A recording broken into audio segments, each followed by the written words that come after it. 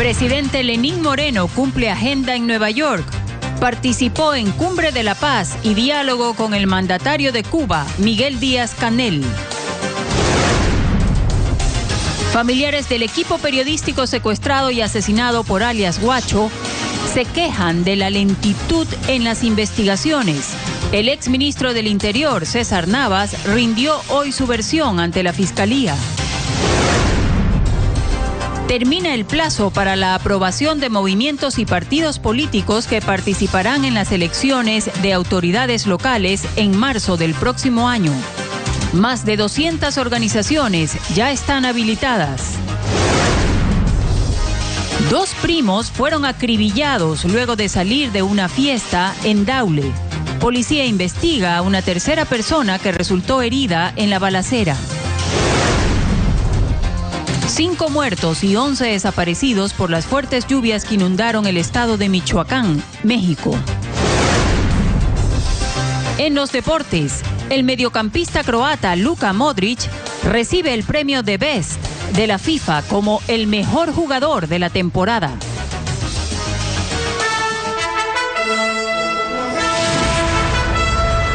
Las noticias en Televistazo con Teresa Arboleda y Juan Carlos Aisprúa.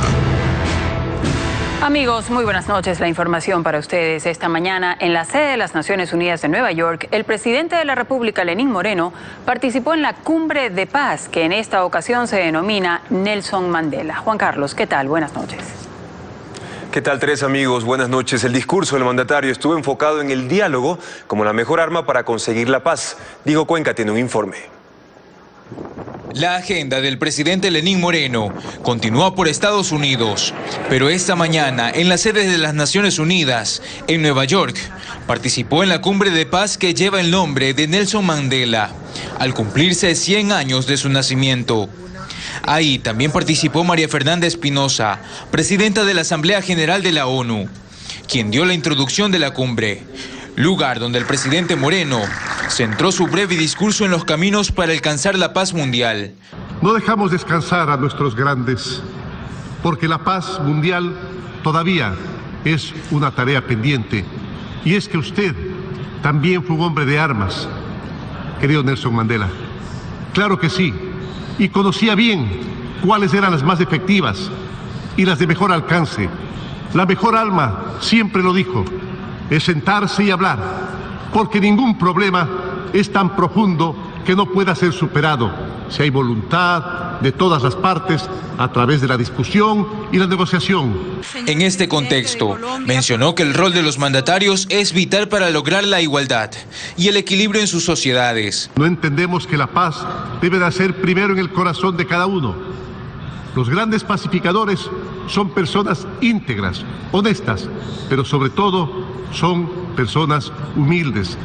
Mientras la pobreza, la injusticia y la desigualdad persistan en nuestro mundo, ninguno de nosotros puede descansar. Tras este evento, Ecuador busca consolidarse como una de las naciones líderes en impulsar el trabajo de la ONU. Dentro de su agenda en las Naciones Unidas, el mandatario ecuatoriano se reunió con Miguel Díaz-Canel, presidente de Cuba, quien asistió a la recepción ofrecida por su par de Estados Unidos, Donald Trump. Ahí abordaron temas de cooperación entre los dos países, especialmente en los ámbitos de salud y educación. Además, Moreno participará en otros encuentros bilaterales con los representantes de Colombia y Perú. Los jubilados del Instituto Ecuatoriano de Seguridad Social, IES, reclaman la falta de pago de la jubilación patronal. Este lunes fueron a la Caja del Seguro en Quito solicitando un plazo para que se les cancele este rubro. Juan Carlos Aisprúa con la información.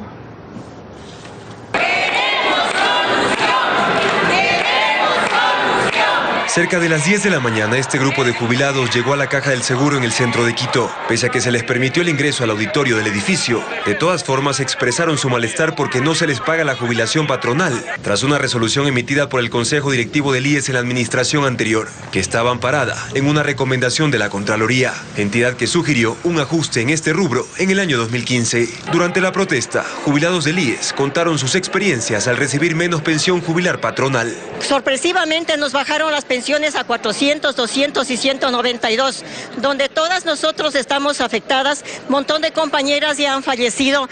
Porque aquí dice bien clarito, $1.295 y me están pagando 423. El presupuesto está y queremos que nos devuelvan lo que nos han quitado de manera ilegal. Dicen que han esperado mucho tiempo y es por ello que decidieron establecer un plazo para que se solucione la falta de pago de este rubro. Guillermo Carpio, subdirector general del IES, dijo que la documentación entregada durante la protesta será analizada por el Consejo Directivo.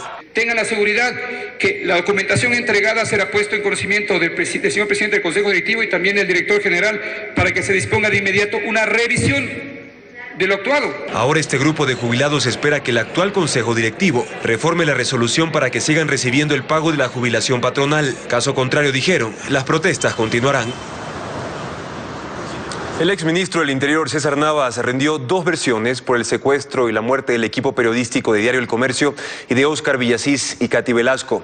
Los familiares de las víctimas criticaron la lentitud de la investigación y la actitud de Navas durante la diligencia. Nos informa Jacqueline Rodas. Este miércoles se cumplen 6 meses del secuestro al equipo periodístico de Diario El Comercio, que luego fue asesinado por un grupo de disidentes de las FARC al mando de alias Guacho. Sus familiares lamentan que las investigaciones no avancen. Están lentas realmente en el lado ecuatoriano. La Fiscalía no ha dado paso a muchos trámites que hemos pedido. Las autoridades se están negando, se están queriendo lavar las manos y eso pues me siento impotente. Este lunes rindió versión en la Fiscalía el exministro del Interior César Navas, quien asegura que el gobierno hizo todo lo que estaba en sus manos. De poder solucionar el secuestro y que vengan con vida los 3 compatriotas, y reitero, nunca hubo la voluntad de esta gente de poder llegar a eso. Yadira Aguagallo, quien fue pareja del fotógrafo Paul Rivas, criticó la actitud del exministro durante la diligencia. Lo que obtenemos del exministro César Navas son gritos, golpes contra la mesa y exasperaciones que solamente nos hacen ver el grado de seriedad y de falta de sensibilidad con el que se abordan estos temas en el país. César Navas niega que eso haya ocurrido. Asegura que no gritó ni golpeó la mesa. Sostiene que únicamente respondió a cuestionamientos sobre el comité creado después del secuestro. Como el comité o qué hacía el comité y por qué el comité no se reunía todos los días, y buscando otras cosas que no son las más importantes en el proceso de investigación. Navas también rindió testimonio en la indagación por el secuestro y asesinato de Óscar Villasís y Katy Velasco. Estuvo presente el abogado de la familia. No hay algo relevante que podamos nosotros decir cuál fue la acción operativa para poder determinar cómo recuperar con vida a Óscar y Katy. La defensa de Óscar y Katy presentó una demanda en contra del Estado ante la Comisión Interamericana de Derechos Humanos. Esperan que se indemnice a los hijos que dejó la pareja. El proceso de selección de los nuevos jueces de la Corte Constitucional será riguroso. El Consejo de Participación Transitorio elaboró un reglamento que exige más requisitos a los postulantes. Este martes la nueva normativa será revisada. La Corte Constitucional es una de las instituciones que fue cesada por el Consejo de Participación Ciudadana y Control Social Transitorio. Al momento se encuentra en vacancia. Pablo Dávila, miembro de este organismo, explica que antes, para ser juez constitucional, se exigían los requisitos mínimos que establece la Constitución. Sin embargo, el Consejo de Participación elaboró un mandato para que se tomen en cuenta otros aspectos. Es decir, haya más rigurosidad al momento de elegir a los 9 magistrados de la Corte. Para el proceso de habilitación, es decir, para el cumplimiento de los requisitos mínimos, tú no le vas a otorgar ningún punto por eso. Esto es lo mínimo que debes cumplir, pero eso no te da un solo punto respecto del resto de candidatos. Todos los candidatos que cumplan esta fase de habilitación empiezan desde cero para el proceso de calificación, donde yo en esta segunda fase voy a procurar definir cuáles son, de todos aquellos que pasaron la primera fase de habilitación, cuáles son los mejores. Anuncia que para esta selección se designará una comisión calificadora que estará integrada por representantes de las funciones ejecutiva, legislativa y de transparencia y control social. Si uno de los errores que se cometieron en el pasado no se puede repetir, es precisamente tener una comisión calificadora que no cumpla con los estándares suficientes para designar jueces y magistrados del mejor nivel posible. Está previsto que este martes el Consejo de Participación haga el llamado a las instituciones del Estado para integrar la unidad calificadora. Mañana en la misma sesión se analizará el nuevo reglamento para elegir a los 9 jueces de la Corte Constitucional. Según Dávila, todo este proceso demorará aproximadamente 2 meses. El Consejo Nacional Electoral cierra hoy el registro de organizaciones políticas que buscan participar en las elecciones seccionales del 2019.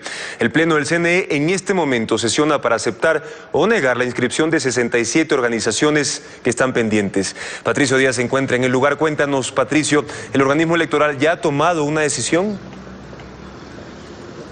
¿Qué tal, Juan Carlos? Amigos televidentes, buenas noches. Se está desarrollando en estos momentos la reunión del Pleno del Consejo Nacional Electoral y se está analizando informe por informe cada una de las organizaciones políticas que se han presentado con la intención de participar en los comicios de 2019. Ellas han tenido que entregar varios requisitos, entre ellos, recuerden ustedes, un porcentaje de firmas de acuerdo a su localidad.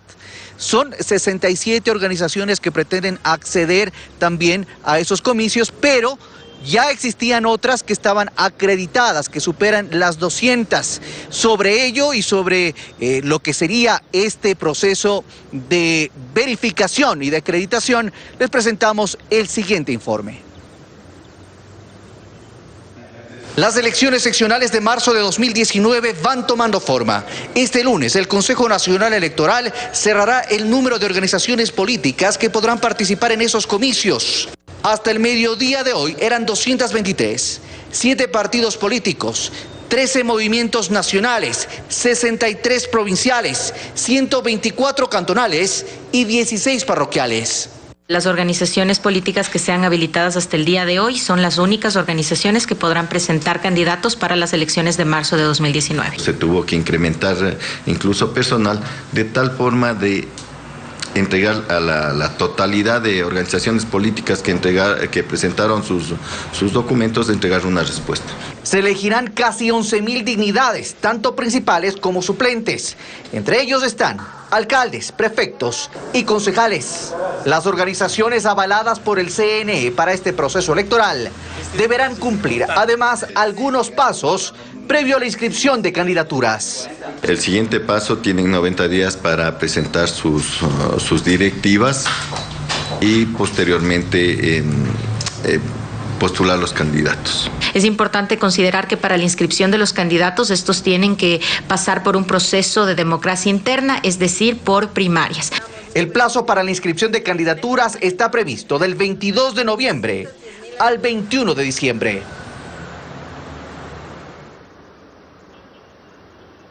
Hace pocos minutos el Pleno del Consejo Nacional Electoral confirmó la acreditación de 12 organizaciones políticas adicionales. 12 organizaciones políticas que corresponden a diferentes provincias, son de carácter provincial, entre ellas Cañar, Manabí, El Oro y Los Ríos. Les estaremos informando oportunamente los detalles de esta sesión porque solo tiene el Consejo Electoral hasta la medianoche para definir las organizaciones políticas que participarán en los comicios de 2019. Se espera que sean al menos 270 las que define el Consejo Electoral de acuerdo a los informes presentados al Pleno.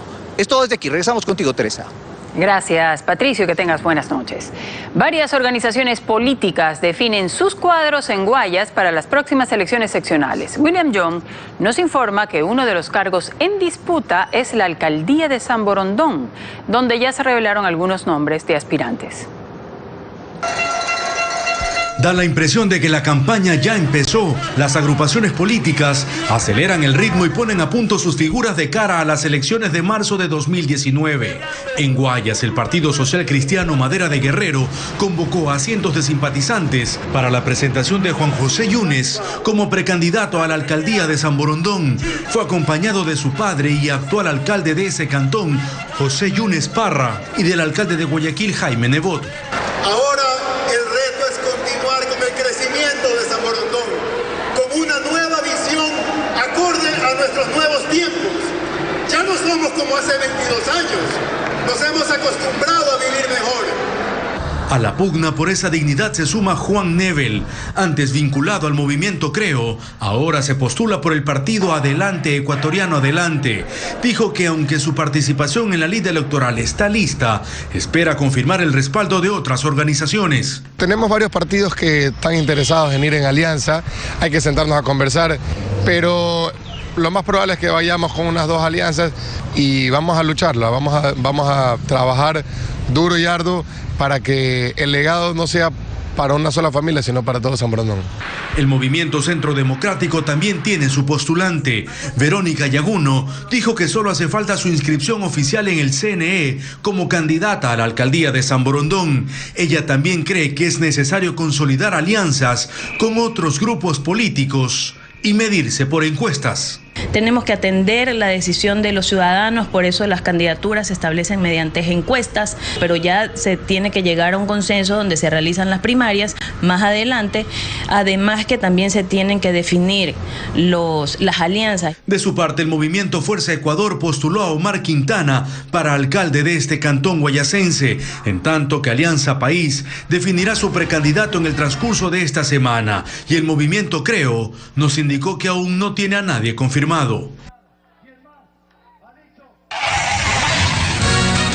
Más adelante en Televistazo, la Defensoría del Pueblo ofrece disculpas a víctimas por violación de derechos durante el anterior gobierno. Les ampliamos la información. Y también, a paso lento avanza la reconstrucción de viviendas en Chillanes, provincia de Bolívar, debido al sismo del 6 de septiembre.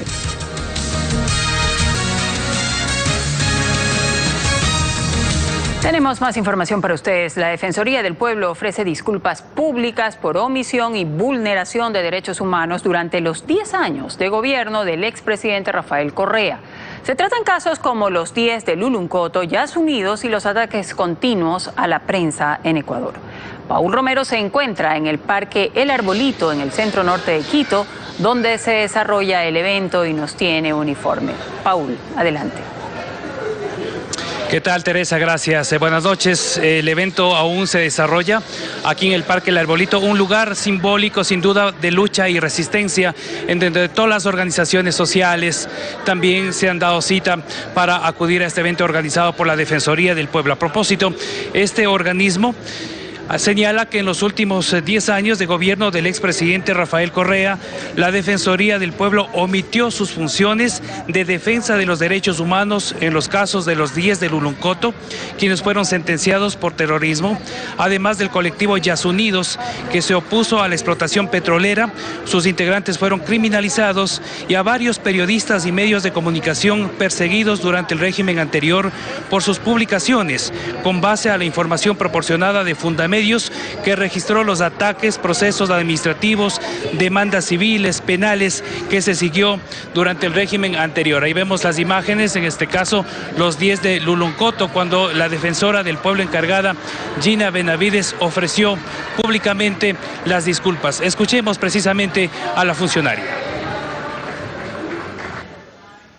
Ofrecer las más sinceras disculpas por las acciones y omisiones institucionales que dieron base a un proceso de silencio y desatención a derechos. Buscan adicionalmente resarcir los impactos negativos de estigmatización, discriminación, criminalización penal y o administrativa e impunidad que rodearon a estos casos.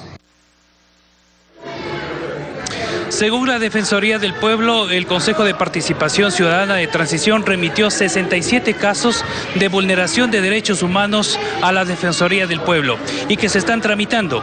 Una información adicional, por ejemplo, el caso Yasunidos solicitó ya de manera oficial al Consejo Nacional Electoral que se reactive la verificación de las firmas que consiguieron para la no explotación del Parque Nacional Yasuní del petróleo en este caso. Esta es la información, Juan Carlos. Continuamos con más. Buenas noches. Buenas noches para ti también, Paul. Gracias por esa completa información. Les contamos ahora que en el cantón Chillanes, provincia de Bolívar, continúan las evaluaciones a las casas afectadas por el sismo de 6.5 grados que se registró hace más de 2 semanas. Las autoridades de esa localidad buscan determinar el valor económico para así solicitar al gobierno los recursos para la reconstrucción. Diego Cuenca viajó al sitio y preparó el siguiente informe. La mayoría de las 391 casas afectadas están en las zonas rurales de difícil acceso. Luis Montero, alcalde de Chillanes, relata que en las inspecciones de los inmuebles con daños participan al menos 100 personas, entre docentes y alumnos de Ingeniería Civil de la Universidad Técnica de Ambato, con la finalidad de determinar el valor económico de los daños. Estamos tratando de cuantificar el gasto para de esta manera solicitar al señor presidente de la República declare en emergencia a la provincia Bolívar y Chimborazo para de esta manera se canalicen los recursos para poder ayudar a nuestros hermanos. En esas zonas encontramos casas totalmente destruidas, no deben ser habitadas y los pedazos de bloques permanecen en el piso. Esta es una de las casas en donde ahora solo quedan escombros. Aquí en este lugar vivían 2 familias que ahora se alojan en esas carpas. Hasta ese lugar también llega ayuda humanitaria. Así nos cuenta Vinicio Ceballos, presidente de la comunidad Loma de Pacay. Los damnificados temen no poder reconstruir sus casas antes de la temporada invernal. Ahora lo que quisiera que el gobierno se ponga la mano en el pecho, pues ayudarnos a levantar nuestras casas, como tanta familia que ven que están durmiendo afuera, como los niños que tienen que ir a clases, ya nos viene el invierno. Quizás sea lo más pronto esta ayuda de reconstruir las casitas. Al anochecer la situación empeora. También en Rumipamba, uno de los recintos devastados. Ahí 5 familias acampan en refugios improvisados, hechos con plásticos y cañas. En uno de esos vive Hilda Carrera, junto a su esposo y sus 4 hijos. Uno de ellos nació hace 2 meses. Estar incómodos mismo, no es lo mismo que estar dentro de la casa de paredes protegidos y todo, porque ya no le digo, el frío es terrible. Agrega que no todas las carpas cuentan con energía eléctrica y debido a las bajas temperaturas de la zona, calentar agua para bañarse es fundamental. Por eso piden que se acelere la atención para mejorar sus condiciones de vida y reconstruir pronto sus casas. 2 jóvenes habrían sido asesinados por no dejarse robar. Sucedió en un recinto del Cantón Daule. Merlin Ochoa habló con las autoridades y familiares de las víctimas, quienes aseguran que no aparece la moto en que se trasladaban los acribillados. Los familiares de José Navas y Kevin Silva, de 28 y 23 años, se resisten a creer que partieron trágicamente, pues horas antes habían asistido a una fiesta. José recibió un disparo en la cabeza y otro en el cuello, mientras Kevin en una costilla. Fueron asesinados la madrugada de este lunes en el recinto Las Saivas del Cantón Daule, en Guayas, una zona desolada. Y ya le digo, lo estaba esperando tal vez. ¿Para qué? Para tal vez matarlos a ellos y robarle la moto. ¿Aparece la moto? No aparece la moto. Por no dejarse robar y al parecer son personas conocidas. Una tercera persona también fue baleada y permanece en estado crítico en una casa de salud de Guayaquil. Las autoridades consideran que su versión es clave para establecer las causas de este doble crimen. Según las primeras versiones recogidas por la Unidad de Muertes Violentas, 4 sujetos estaban esperando a las víctimas en esta carretera. Cuando las identificaron, interceptaron a los 3 primos que iban en una moto. A uno lo asesinaron en el sitio, mientras otro intentó huir, pero murió 500 metros más adelante. Solo uno se salvó. Por el momento estamos manejándonos con la primera hipótesis, que presuntamente sería un robo, toda vez que la motocicleta en la que se movilizaban los ciudadanos no ha sido encontrada. El médico legista dice que uno murió desangrado entre los matorrales, pero se pudo haber salvado si lo encontraban antes. Penetró la munición o perdigón, que le llaman en el campo, y lesionó el pulmón, produciendo una hemorragia masiva. Completamente perdió pues esta persona sangre internamente, lo que le produjo la muerte también. Una de las víctimas deja 4 niños en la orfandad. Según sus familiares, los 3 eran agricultores. La policía aún investiga el caso para determinar si este doble crimen fue motivado por un robo o una venganza. 307 bloques de cocaína fueron encontrados en Esmeraldas, frontera con Colombia. Los uniformados de la Marina hallaron los paquetes dentro de 8 sacos de yute. Los narcotraficantes, al ser descubiertos por el helicóptero, lanzaron la droga al manglar y huyeron por los estrechos canales. A esta hora los agentes continúan con el operativo de búsqueda por aire y mar para capturarlos. En Santo Domingo de los Áchilas, una mujer es detenida por asesinar a su esposo tras una riña. Según testigos, la ahora procesada era víctima de constantes maltratos por parte de su conviviente. Con la colaboración de nuestro canal aliado Saracay TV, Bessie Granja tiene el informe. Entre los familiares de Alexander Sabando hay tristeza y desconcierto. La noche de este sábado en esta vivienda de la cooperativa Santa Marta, en la provincia de Santo Domingo de los Áchilas, detuvieron a la esposa del hombre como sospechosa de asesinarlo con una puñalada. Según el relato de una menor de 9 años, hija de la pareja y testigo de este crimen, el hombre golpeó a su mamá y ella, por defenderse, tomó un cuchillo y lo clavó en su tórax. La mamá del fallecido pide justicia para esclarecer este hecho, porque cree que la detenida no es la única implicada en este crimen. Que la justicia busque a todos los culpables, porque yo sé que esa sola no actuó. Ella sola no pudo haberle hecho eso. Las autoridades relatan que minutos antes del asesinato, la pareja estaba libando en compañía de amigos. Las personas que se encontraban en el lugar manifestaron que se produjo un altercado entre la pareja. Según familiares, el círculo de violencia en el que se desarrollaba el hogar era constante. En sí tenían orden de alejamiento los dos por los problemas que mantenían. Actualmente la mujer cumple prisión preventiva mientras duren las investigaciones. En una comunidad de la provincia de Sucumbíos, habitantes denuncian contaminación por el derrame de petróleo en el bloque 15 de Petroamazonas. Las autoridades señalan que los trabajos de limpieza arrancaron ya en esa zona. Con ayuda de nuestro corresponsal en esa provincia, Bessie Granja nos informa. Así luce una de las vertientes fluviales cerca de la comunidad Itaya, del cantón Xuxufindi, en la provincia de Sucumbíos. Manchas negras de crudo se observan en ese y otros lugares, produciendo incluso la muerte de caracoles e insectos nativos. Según los habitantes, en el sitio se colocaron trampas para evitar que el derrame avance y destruya otras áreas, pero no es la solución. Daniel Grefa describe cómo este problema afecta la fauna y flora. Aquí hay pescaditos pequeños, es que no es alimento de nosotros, guanta, tapira, y guatuzo, tintín, monos. Luz Marina Jumbo es presidenta de la comunidad. Señala que esta situación no solo genera un daño ambiental, también pone en riesgo a los habitantes. Sí se ve bastante, estamos el crudo derramado, y esto sería que lo hagan lo más pronto posible.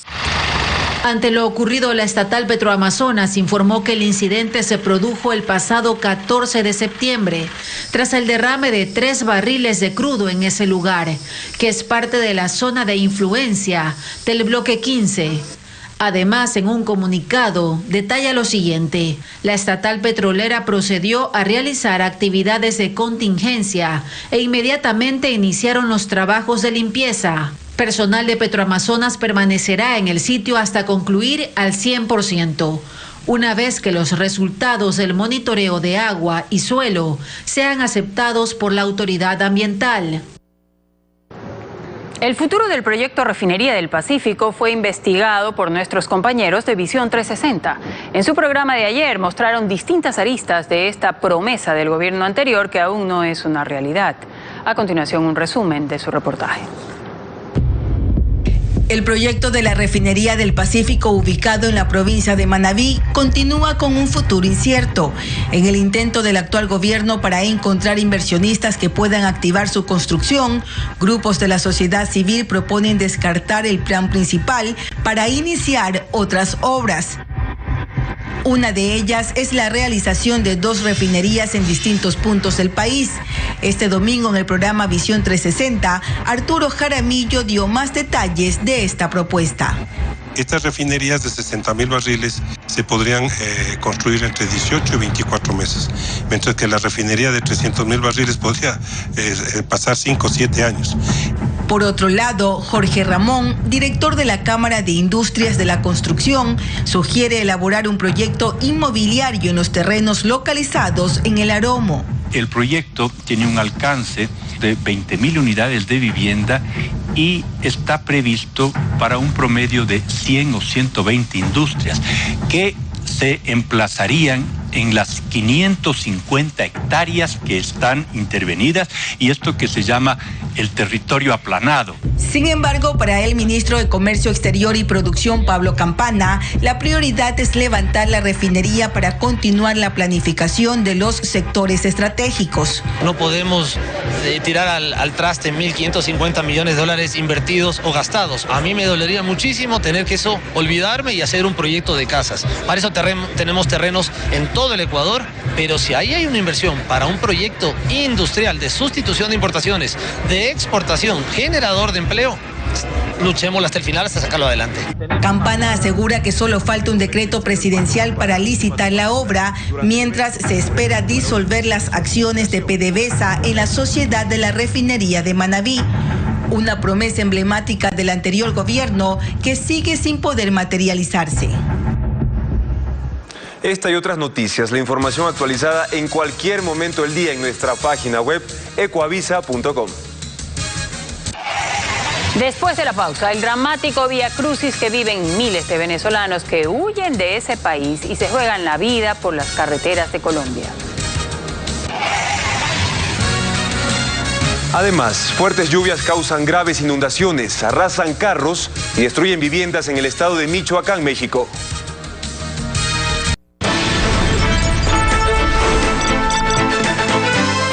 Arranca en Nueva York la Asamblea General de las Naciones Unidas. Durante una semana, presidentes y delegados de 193 Estados miembros plantearán debates sobre temas diversos, como el programa nuclear de Irán o la crisis social y migratoria de Venezuela. La Asamblea está presidida por la ex canciller ecuatoriana María Fernanda Espinosa. La jornada de hoy incluyó una serie de actividades, desde un foro sobre la juventud hasta la discusión sobre el consumo y tráfico de drogas, en una sesión en la que participó el presidente de Estados Unidos, Donald Trump. Pero será desde mañana en el Salón del Pleno cuando se empiecen a escuchar los discursos formales de los mandatarios. La presidenta de esta Asamblea General de la ONU, María Fernanda Espinosa, dijo esta tarde que ante crisis como las de Nicaragua o Venezuela, las agencias de las Naciones Unidas están disponibles para buscar soluciones. Yo creo que ya ha habido en la región varias iniciativas sobre el tema migratorio, sobre el flujo migratorio venezolano que han sido adoptadas a través de reuniones regionales y para los conflictos en el resto de nuestra región, pues de estar muy atentos al desarrollo y a lo que está ocurriendo en esos países y traer esos temas a nuestra asamblea en caso de que así sea solicitado por los Estados miembros. 5 países firmarán mañana una carta dirigida a la Corte Penal Internacional para denunciar al presidente de Venezuela, Nicolás Maduro, por la situación económica y la crisis migratoria en ese país.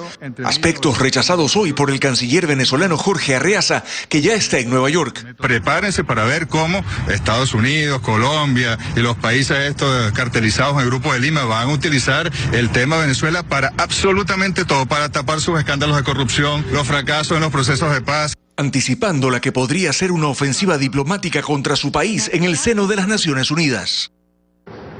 Miles de venezolanos huyen de su país en una especie de vía crucis por el territorio regional. En su viaje en busca de un mejor futuro, muchos caminan largos trayectos, luchan contra las bajas temperaturas y la dura vida en la calle, como nos cuenta Merlis González. Para muchos ya no importan los medios. Lo fundamental es salir de Venezuela. Pasando por caminos irregulares, entran a Colombia huyendo de la crisis de su país. Es un viaje que apenas inicia y que cientos hacen a pie. Poco a poco, incluso con bebés en los brazos, recorren kilómetros sin un destino seguro. Lo único cierto es que no desean volver. En realidad no estábamos muriendo de hambre, estábamos pasando trabajo. No hay medicamentos, no hay comida, no hay nada. Al borde de la carretera son muchos los peligros, pero esta madre y su pequeña los enfrentan a diario. Todos venezolanos pensamos salir buscando una estabilidad buena para ellos. Colombia es el país que más venezolanos recibe. A diario, miles entran en busca de comida y medicinas. Por ello, el gobierno ha dispuesto varios centros para atenderlos. Pero el viacrucis de estos migrantes no es solo en ese país, en Brasil también. Es una redada policial en Boa Vista, capital del estado de Roraima. El ejército brasileño, en colaboración con Naciones Unidas, ha lanzado una operación sorpresa para sacar de la calle a un grupo de más de 200 migrantes venezolanos, la mayoría de ellos familias. Entre ellos está una pareja con sus hijos de 3 y 10 años. Tenían 15 días durmiendo en la calle. Fueron trasladados a un centro para refugiados. Se trata de la operación de acogida ejecutada para registrar, ofrecer atención médica y ubicar en albergues a más de 60.000 migrantes venezolanos. Decenas de cabañas han sido habilitadas para atenderlos y facilitar su nuevo comienzo en Brasil.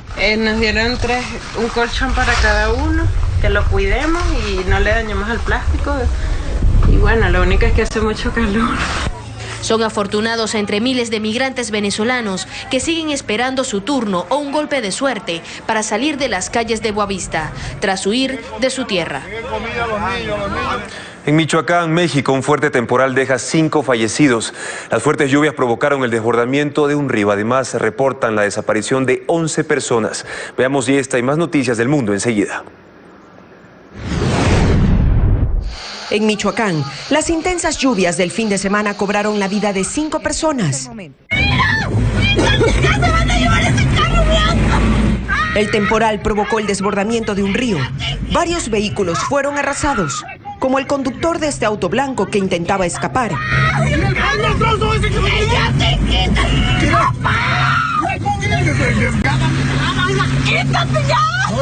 Árboles fueron arrastrados por la corriente y el nivel del agua superó el metro de altura. Incluso hallaron 2 cocodrilos en la vía pública. Las autoridades reportan la desaparición de 11 personas.